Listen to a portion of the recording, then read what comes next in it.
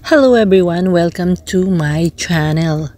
Ayun, madalas ba na nakakalimutan ninyo ang inyong Facebook password? Kaya ang ginagawa nyo ay gumagawa kayo ng paulit-ulit na Facebook. Pero ang totoo ay maaari nating makita sa ating Google ang ating Facebook password. Ganito lang ang gawin nyo guys.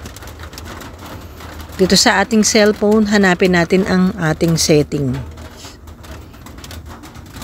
At dito sa setting ay hahanapin natin ang Google. Loading siya. And then, manage your Google account. Hanapin natin ang security. And then, pagkatapos ng security ay hanapin natin ang password manager. Ito siya. Makikita mo na dito, kunwari itong dito, pipindutin mo lang yan, o i-click mo lang yan, makikita mo na yung mga password. Kunwari yung Facebook, yung mga accounts mo sa Google, o dito kung ano-ano pa. Merong NBI or TikTok, ganyan. O, sample itong ating Facebook. Kailangan i-enter natin ang ating fingerprint or use PIN. Ayan. Ayan. At lalabas na. Tingnan nyo. Yung sa Facebook Lite. Basta pindutin nyo lang itong eyes na to. At makikita mo na yung password mo. O yung Facebook ko.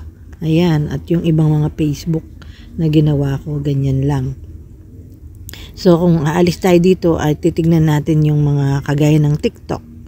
Yan, makikita ko dyan sa TikTok ang aking password. So, pipindutin din yan. So, siyempre hindi ko naman pipindutin para hindi nyo makita.